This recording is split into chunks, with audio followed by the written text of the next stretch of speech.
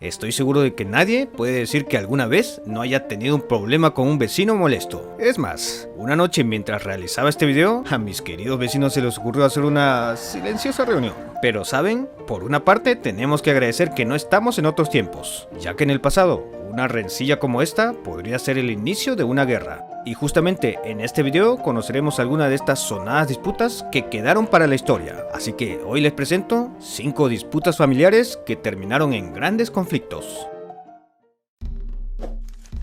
Alrededor del año 1180, en el antiguo Japón, existieron dos familias o clanes muy importantes, los cuales eran Taira y Minamoto. Ya se imaginarán por la época y por el lugar que cualquier cosa podría ser una terrible ofensa al honor de alguien, y en tiempos de guerreros samuráis, eso era cosa seria. En aquel entonces, estos dos clanes dominaban la política de Japón, y por supuesto, cada uno velaba por sus intereses. El conflicto surgió cuando Minamoto no Yorimasa, líder de los Minamoto, apoyó a un candidato diferente al de los Taira para el trono imperial. A partir de esto, la situación entre ambos clanes se volvió muy tensa, dando inicio a una guerra de 5 años en el que se desarrollaron las batallas más épicas y memorables de la época, que posteriormente serían relatados en el famoso Cantar de Heike. Luego de 3 etapas que marcaron esta guerra, finalmente en 1185 el clan Minamoto salió victorioso, hecho que marcó el final de una era y dejando atrás la época clásica e iniciando la época feudal.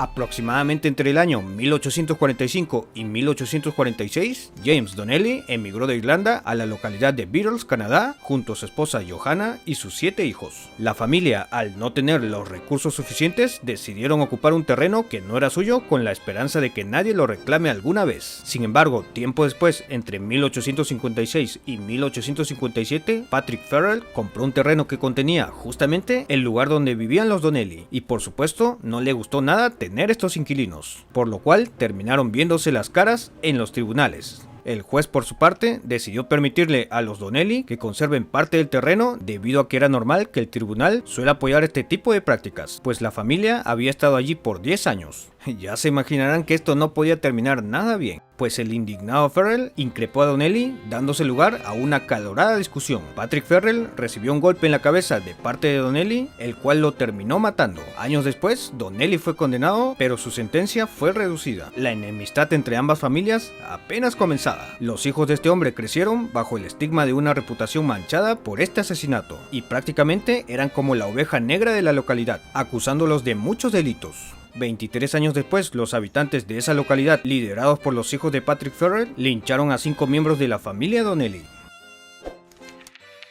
El conflicto entre los Hatfield y los McCoy fue uno de los más sonados allá por los años 1863 y 1891 en Virginia Occidental y Kentucky, Estados Unidos, siendo imposible no referirse a ella cuando se habla del extremo de defender el honor de la familia.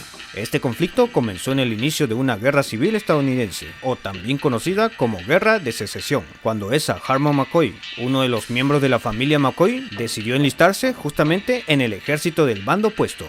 Esto no le gustó para nada a la familia Hatfield e incluso a los McCoy, pero bueno, ellos se lo podían perdonar. Como resultado, empezaron a surgir discrepancias entre ambas familias. Mientras tanto, el susodicho poco tiempo después fue herido y se le dio de baja, así que regresó a su casa, pero solo para ser hostigado junto a su familia por sus queridos vecinos. Así que decidió esconderse lejos de su hogar, pero exactamente el 7 de enero de 1865 se le encontró muerto en una cueva. Aunque este suceso nunca se resolvió, las sospechas cayeron en los Hatfield. El odio de los McCoy comenzó a crecer más y más. Ya se imaginarán la relación entre ambas familias. Hasta el más mínimo roce o hasta una mirada podía ocasionar una pelea.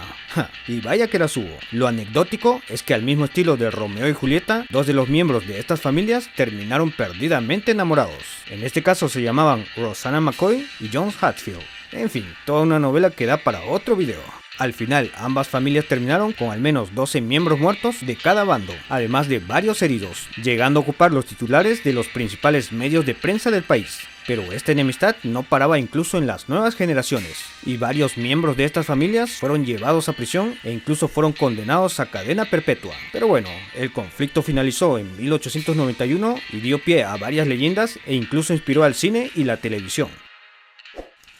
Ok, al menos sabemos que estos conflictos entre familias terminan más temprano que tarde. aunque esta sería la excepción ya que duró casi 400 años y hasta hace casi una década atrás aún seguía este conflicto. El lugar, una localidad llamada Paju en Corea del Sur. En 1614 las familias Jun y Shim enterraban a sus muertos en grandes sepulcros funerarios, ambas familias lado a lado. El problema es que los límites de cada grupo familiar pronto entraron en discusión y cada uno reclamaba lo que creía justo. La disputa comenzó cuando un miembro de la familia Shim destruyó parte del terreno donde un general muy respetado de la familia Jun estaba enterrado. Además de esto, enterró a varios miembros de su familia allí. Obviamente, esto no se quedaría así, y los Jun harían lo propio en otra ocasión. Con todo esto, está de más decir el alcance de las represalias, ya que la adoración a los antepasados ha estado muy presente siempre en la cultura coreana. El resultado fue que hubieron una gran cantidad de muertos de cada familia, los cuales iban a parar a esos mismos cementerios sagrados, complicando aún más este lío territorial. Según se cuenta, incluso un rey intentó hacerlos reconciliar, obviamente sin mucho éxito, ya que en 2008 finalmente se llegó a un acuerdo, quedando los descendientes de ambas familias